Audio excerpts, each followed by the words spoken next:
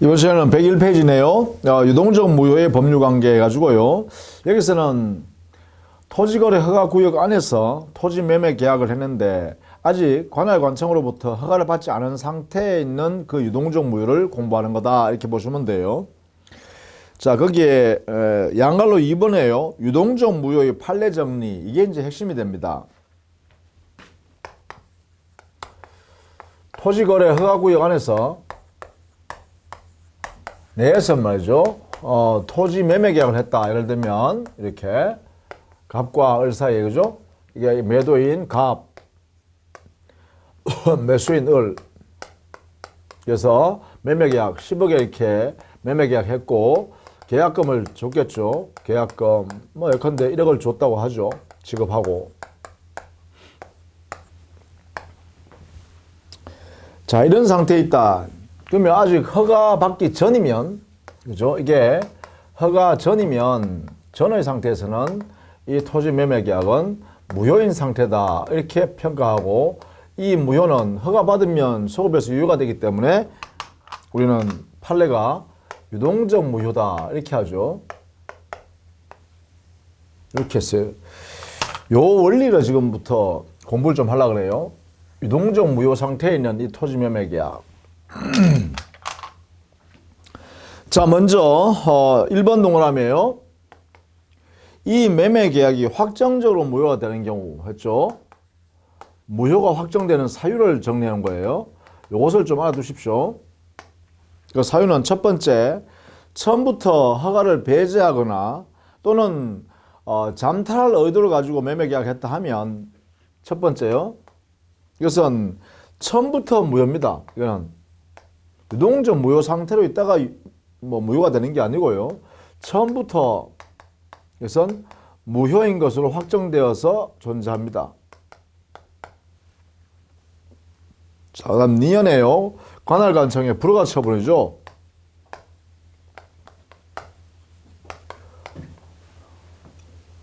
불허가 처분이 되면 무효가 확정된다는 거죠. 그 다음에 세 번째 거기에 뒤에서 보면 이 쌍방이 허가를 받지 않기로 한 경우입니다. 쌍방이. 매도인 갑과 매수인 을이요. 둘 다 모두 야, 이거 토지거래 허가 받지 말자, 이렇게 했다는 거예요. 그래서 협력 의무를 거절할 사람을 명백히 한 거죠. 거절을 명백히. 양 당사자가 모두 이렇게 했을 때 그렇습니다. 그 다음에 리얼에는요. 토지거래 허가구역에 이 토지매매 계약이에요. 정지조건이 붙어 있었는데 정지조건부로 이렇게 매매 계약을 했었는데 이 정지조건이요. 허가받기 전에 이미 불성취로 확정됐다. 불성취가 돼버리면, 그죠? 그러면 이것은 조건 무효가 되죠. 조건부 법령에는 무효가 돼버려요. 확정적으로 이렇게. 이런 내용을 우리가 들 수 있다는 것이죠. 그렇다면 문제는 뭐냐? 두 번째요. 이 유동적 무효 상태에 있는 이 상태 중에 있는 경우요. 중에서 법률관계는 어떻게 될까? 이게 또 문제 되겠죠. 자, 여기는 우리 판례가 구체적으로 하나씩 정리해 놨는데요. 먼저 여기에 무효잖아요. 무효. 그러니까 무효라는 의미를 가만히 살펴보면 이 매매 계약에서 채권과 채무가 안 생겼다, 이런 뜻이죠. 이 무효한 의미입니다. 그러면 채권 채무가 안 생겼으니까, 채권이 없는 상태니까 소재기가 불가능하죠. 권리가 없으니까. 예를 들면 갑이 을한테 대금 지급을 청구할 수 있는 권리가 없으니까 소송을 제기해서 대금 지급하라, 이렇게 할 수 없죠. 중도금 지급하라, 이 말도 못하죠. 또 반대로요. 매수인 을이요. 매도인 갑한테 대금 지급하라, 이 말도 할 수 없죠. 그 말도 할 수 없으니까 소송을 제기할 수 없어요. 그죠? 소제기도 불가능하다, 이럴 것이고, 채무가 없대요. 채무가 없으면 채무 불이행이라는 것도 있을 수가 없죠. 자, 채무 불이행이라는 것이 있을 수 없다면 채무 불이행이 있을 때만 발생하는 손해배상 청구권도 발생할 여지도 없죠. 이것도 발생할 수 없죠. 동시에 채무 불이행을 요건으로서 당해 계약을 해제할 수 있는 법정 해제권도 이것도 인정되지 않는다, 그죠? 이렇게 해석한다는 것이죠. 자, 이런 것들은 채무 불이행 뒤에서 우리가 계약법에서 우리가 공부하게 됩니다. 계약법에서 당사자끼리 계약했는데, 그럼 계약했으니까 계약 내용대로 의무를, 채무를 이행할 책임이 발생하는데, 그 채무를 채무자가 이행하지 않으면 채무 불이행이에요. 채무 불이행이면 상대방은 계속 계약을 놔둘 수 없잖아요. 그러니까 계약을 해제해버린단 말이에요. 그 해제를 우리는 법정 해제권이라고 그래요. 이것이 채무 불이행이 없으니까 발생할 수가 없죠. 이렇게. 그런 이야기입니다. 결국은 유동적 무효다라고 판단한 이 무효의 개념 속에는 이러한 효과가 발생한다는 것입니다. 자, 이것을 전제로 합니다. 이런 내용들이 거기에 기억 동그라미에 있고요. 니은 동그라미에 있는데요. 자, 이 니은에요.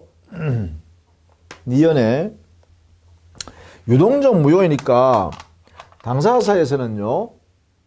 이게 확정적으로 유효로 만들기 위해서 저기 이 토지거래 허가를 받아내야겠죠. 허가. 그래서 여기에는 허가 받는 데 대해서는요. 협력할 허가 신청에는 협력할 의무가 쌍방에게 생기겠죠. 이거는 신의식상 발생한다. 약속 안 해도 당연히 생긴다. 이렇게 해석해야 되죠. 그리고 이 협력 의무라는 이 의무는 부수적 의무죠. 이 매매 계약을 유효하게 만들기 위해서 부수적으로 발생하는 의무입니다. 부수적 의무, 부수적 효과에 의해서 발생하는 의무. 이 되겠죠. 자, 이 협력 의무요. 자, 무효라는 면에서 그 다음에 협력할 의무는 존재한다라는 것입니다. 근데 만약 이 의무를 이행하지 않으면 불이행.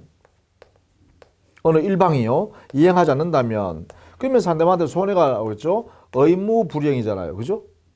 의무를 이행하지 않았다 했으니까 의무 불이행. 의무 불이행이라면 이때는요. 손해배상을 청구할 수 있겠죠. 손배 청구권이 인정됩니다.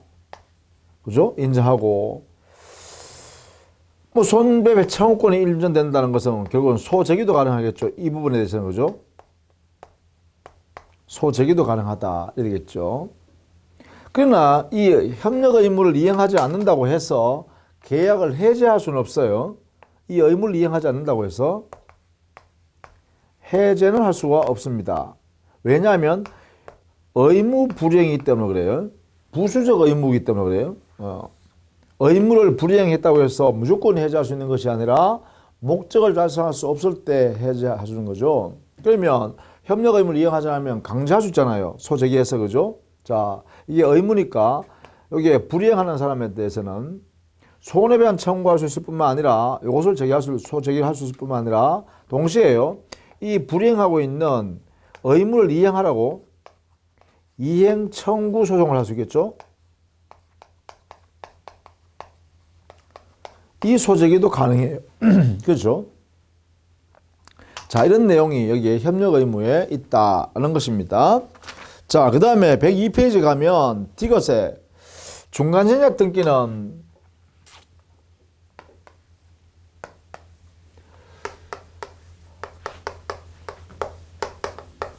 중간전약 등기는요.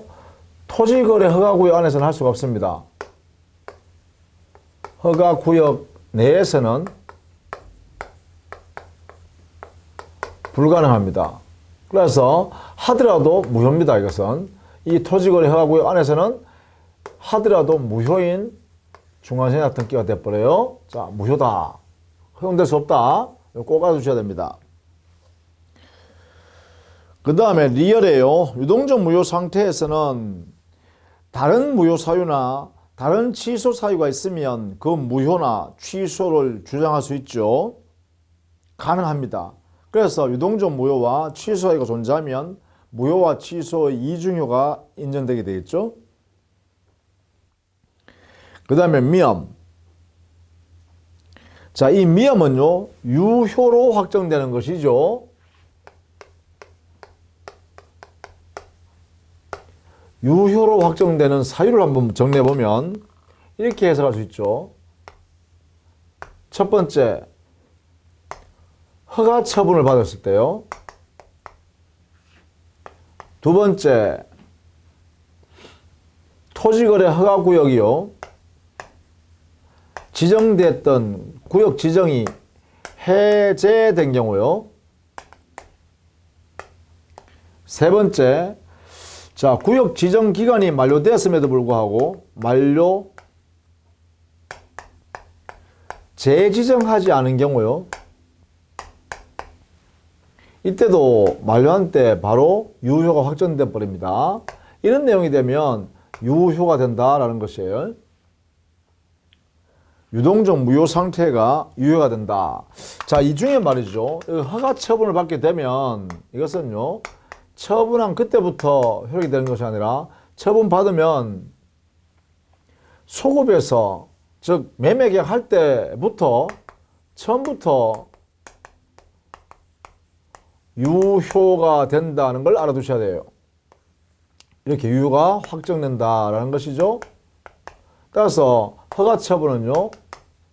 소급표가 있다. 이렇게 해석할 수 있겠죠.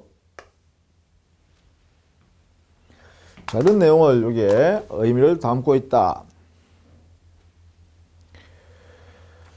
그 다음에 비업이에요. 그 비업에 보시면 토지거래 허가구역 내에 있는 토지와 그 토지 위에 있는 지상 건물을 일괄해서 매도했다면 이 일괄매매요. 일괄해서 매매했다면 이거는 일부 무효가 되겠죠. 일부 무효 법리가 적용된다 이렇게 해요. 왜냐하면 자, 이게 토지 위에 건물을 이렇게 함께 이것을 함께 이렇게 팔았어요.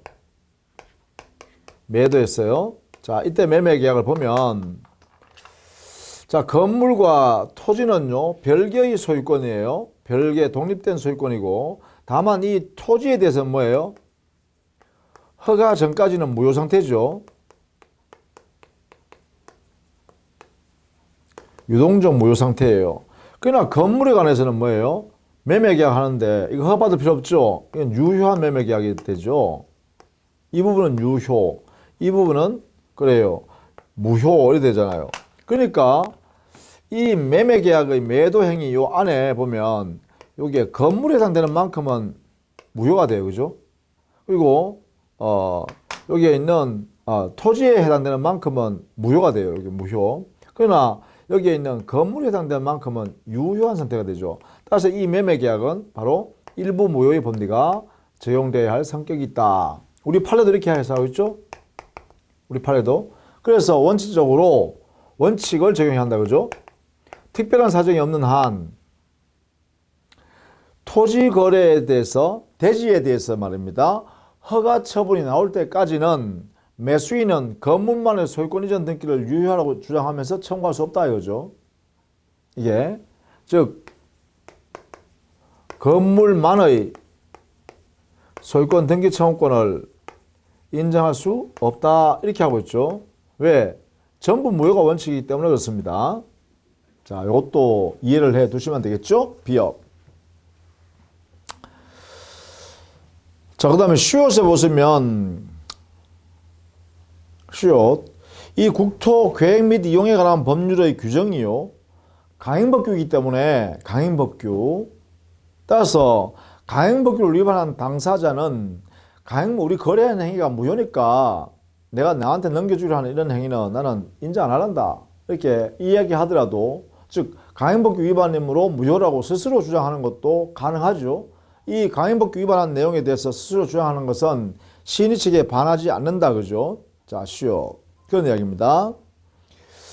자, 그 다음에 이형에는요, 그 허가 처분을 해달라고 신청할 경우에, 허가를 신청하는 경우에 본래 계약 내용대로 허가 신청을 한 것이 아니라 다른 내용의 허가 신청을 한 경우에는 당해 매매 목적 내용대로 허가 신청을 한 적이 없고 따라서 그 다르게 허가 신청한 것에 대하여 거부 처분이 나왔더라도 여전히 종전의 매매 계약은 유동적 무효 상태에 있다. 이렇게 돼야죠. 그것이 바로 이형입니다. 이런 내용으로 정리를 해 둬야겠죠. 자, 그것이 이형과 지어세 뭐 그런 내용입니다. 자, 이렇게 정리를 해 두시기 바랍니다. 이것이 바로 토지거래 허가구역 안에서의 토지 매매 계약에 대한 내용이다. 이렇게 보시면 되겠네요. 자, 그 다음에요. 취소권입니다. 취소권. 취소 행사죠. 자, 취소는 유효한 법령일을 취소 사유가 있는 것을 전제로 해서 취소권을 가지고 있는 당사자가 일방적으로 취소한다라고 해버리면 그 유효한 법령이가 소급해서 무효가 되는 것이다. 그죠? 이거는 취소제도라고 해요. 자, 첫 번째 취소는 유효한 행위를 취소를 통해서 무효한 행위로 처음부터 이렇게 무효한 행위로 바꾸는 이런 제도를 취소제도라 합니다. 이때 취소는 취소권이라는 권리를 행사하게 되는데 이 권리의 성격은 형성권이죠. 형성권.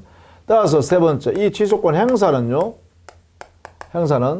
상대방에 대한 의사표시 한결하는 단도행위죠. 자, 이것이 취소의 기본적 성격이다. 그죠? 그 다음에 그러면 취소 사유는 뭘까? 뭐 취소 원인이라고 하죠. 원인. 이것은 세 가지밖에 없습니다. 제한 능력자가 법정 대리인의 동의를 받지 않고 단독으로 법령행위를 했을 때 취소 사유죠. 제한 능력자. 그 다음에 착오에 의해서 의사표시한 경우 취소할 수 있죠. 착오로 인한 의사표시요. 그래도 세 번째는요. 사이강박 있는 하자 있는 의사표시다. 그죠? 따라서 이 세 가지 사유 중에 어느 하나에 해당되면 취소 사유가 된다. 이렇게 하겠죠? 자, 이것은 103페이지에 여러분이 정리되어 있습니다. 취소권의 의의와 성질, 그 다음에 취소권자. 자, 이러한 취소가 있으면 취소권을 가지고 있는 사람이 정해져 있습니다. 취소권자. 이 사람은 여기 제한능력자, 착오인 의사표시한 사람, 그 다음에 하자인 의사표시한 자. 이러겠죠? 제한능력자, 착오에 의하여 의사표시한 사람, 하자인 의사표시한 사람. 그리고 이들이 대리권을 주면 대리인도 될 수 있겠죠. 또 이들로부터 승계받은 승계인이 있으면 승계인도 될 수 있어요. 그래서 이렇게 제한능력자, 착오에 의해서 표시한 자, 하자인 의해서 표시한 자, 그 외에도 대리인과 승계인이 취소권자가 된다라는 것을 알아두셔야 됩니다. 우리 명문으로 취소권자를 법정해놨어요. 법에서 정해놨다. 그 정해놓은 사람이 제한능력자, 착오에 의해서 표시한 사람, 사이강박, 하자 있는 의사 표시한 사람, 대리인과 승계인 이렇게 했어요. 이때 대리인이란 것은 뭐 법정 대리인 당연히 포함되죠. 법률 규정에 의해서 대리권을 수여받고 있습니다.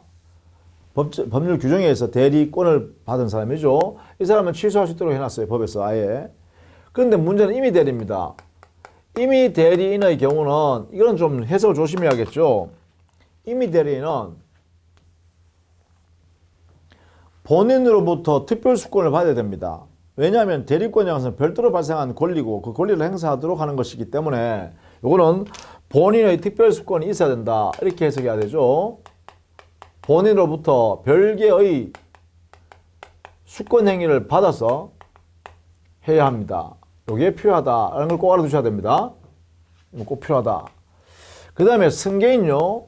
승계인은 우리 법적으로 보면 포괄 승계인하고 예컨대 뭐 상속인 같은 사람이죠. 그렇다면 이 상속인 같은 포괄 승계인은 당연히 취소권을 보유하겠네요.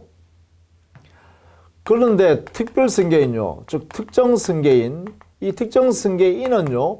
취소권만 승계받는 것은 안 됩니다. 취소권만 승계는 안 된다. 이것은 안 된다라는 걸 알아주셔야 돼요. 그러니까 취소권이 포함되어 있는 그러한 거래 행위를 통해서 당의 권리를 취득한 경우에만 가능해요. 그러니까 취소권만 승계는 허용되지가 않는다라는 걸 알아두셔야 되죠. 이렇게. 취소권만의 승계는 안 된다. 자, 다음 여기에 그러면 특별 승계인 해석할 때 조심해야겠죠. 이렇게 해요. 그래서 여기는 대리인에는 임의 대리인 해석하는 거하고 승계인은 특별 승계인을 해석할 때 조심해 두자. 그 의미를요. 이렇게 정리하시면 되겠어요. 그 다음에는요. 이러한 취소권자가 취소권을 행사해야겠죠. 6번째. 취소권의 행사. 방법은 어떻게 되나? 보면 취소권의 성격이요. 여기에 상대방이 있는 단독행위로서 형성권을 해야죠. 일방적으로 의사표시하는 거예요. 그죠? 그러니까 당연히 취소권을 갖고 있는 취소권자가 누구한테? 상대방에게 대해서 단독행위니까 의사표시하는 거죠. 그래서 의사표시로 취소권을 행사해야 된다. 이랬죠. 이거는 한계죠. 취소권자가 여기는 취소권자가 행사하는 거다. 이런 이야기입니다. 취소권자가 상대방한테 이렇게 행사하는 거죠. 자, 그럼 여기서 질문이 생겨요. 상대방이 누구죠? 여기에 질문되죠. 누구한테 해야 되죠? 왜냐하면 이 의사표시는요. 이 의사표시는 상대방 있는 의사표시예요. 상대방 있는 의사표시니까 이 상대방한테 도달해야 취소효과 발생하잖아요. 그러니까 상대방이 누구냐가 대단히 중요하죠. 누구한테 의사표시가 취소한다는 의사표시가 도달해야 취소 효과가 발생하는가 이게 되니까요. 여기에 대해서 우리 법에서는 이 상대방은 이렇게 해석합니다. 취소할 수 있는 법률행위의 상대방 이렇게 해야죠. 취소할 수 있는 법률행위의 상대방. 이 상대방은 법률행위에 있어서 직접 상대방이에요. 그죠? 전득한 사람은 여기 안 들어간다 이 말이야. 제3자는 포함될 수 없다는 거죠. 자, 이 부분을 꼭 알아두셔야 돼요. 법률행위, 취소할 수 있는 법률행위의 직접 상대방이다. 그죠? 취소할 수 있는 법률행위의 상대방에 대해서 한다. 그 사람에 대해서 취소권자가 의사표시를 하면 된다. 이런 것이고요. 이렇게 의사표시를 하면 효과는요. 취소 효과죠. 취소 효과는 처음부터 무효로 봅니다. 그래서 이것은 소급적으로 무효인 것으로 법이 간주해버리는 거죠. 소급적 무효 간주다 이런 이야기입니다. 소급적으로 무효로 간주한다. 확정해버린다는 것이죠. 자, 그렇다면 무효이기 때문에 말입니다. 무효이기 때문에 이행하기 전이면 아직 이행하기 전이다. 그 법령으로부터 이행하지 않았다면 이행할 필요가 없어요. 그죠? 왜? 의무가 안 생기니까 이행 불필요하다. 안 해도 된다 이 말이죠. 근데 만약에 이행했다면 어떻게 될까? 이행한 후이면 이행한 후에 취소했다 이 말이죠. 그렇다면 이게 이행이 이루어진 만큼 그 상대방은 부당한 이득을 취하게 되는 것이죠. 요 이행한 만큼. 그래서 이게 이행하게 되면 받은 사람은 부당이득의 문제가 발생하고 이 부당이득은 반환관계가 성립한다. 이게 되겠죠. 부당이득 반환에 관한 문제로 성립합니다. 이때 부당이득 반환의 범위는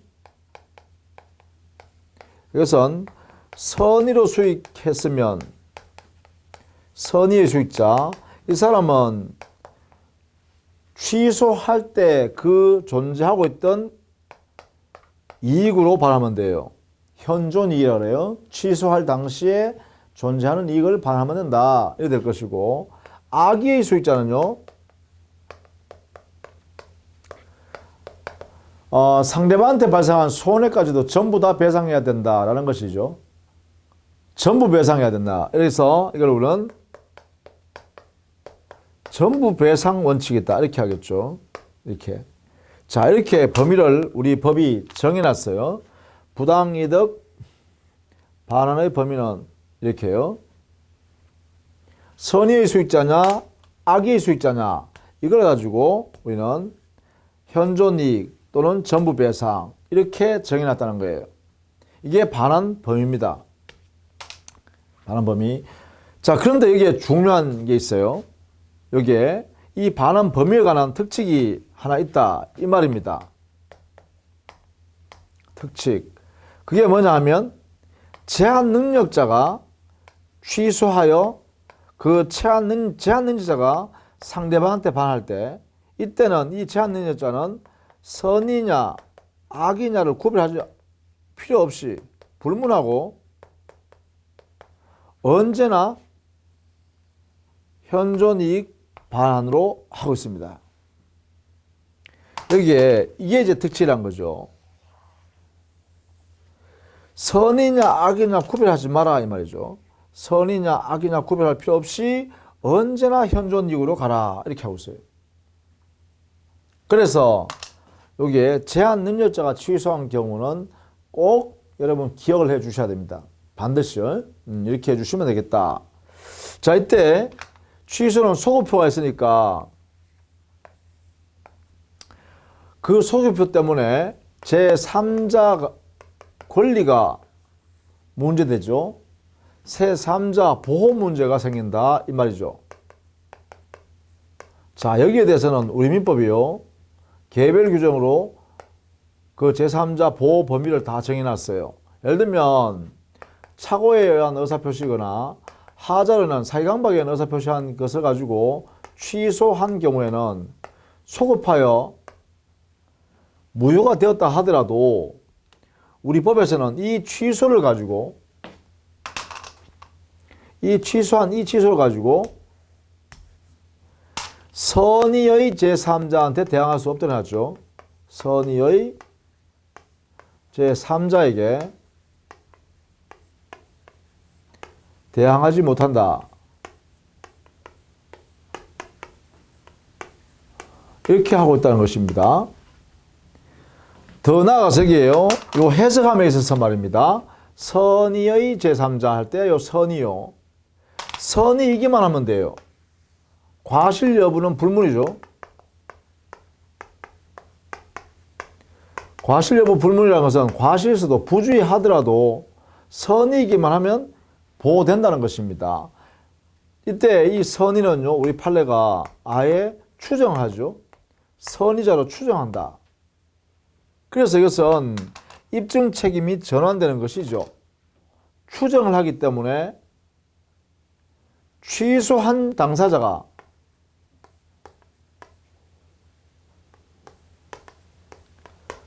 이 사람이 바로 이게 악의를 입증해야 되죠. 악의 입증. 그래서 입증 책임이 전환됩니다. 이렇게요. 자, 이 부분을 꼭 기억해야 돼요. 그런데 이거는 어디에만 있어요? 착오나 사기강박에만 있다 이 말입니다. 그러면 우리 취소자 중에 뭐 하나 더 있죠? 제한 능력으로 취소한 경우도 있잖아요. 이 제한 능력에 의해서 취소한 취소권자인 제한 능력자, 이 사람 취소했을 때는 이 취소는 모든 사람에 대항할 수 있는 그러한 것입니다. 따라서 여기는 제3자 보호 안 한다. 제3자 보호, 포기입니다. 포기. 그럼 누구만 보호하겠다는 거예요? 제한 능력자의 재산만 보호하겠다 이런 이야기예요. 제3자는 보호 안 하니까. 그래서 제한 능력자는 누구든지 간에 제3자한테도 취소했다, 그러니까 재산 돌려주라, 이렇게 할 수 있다는 것이 대원칙이다 이런 이야기죠.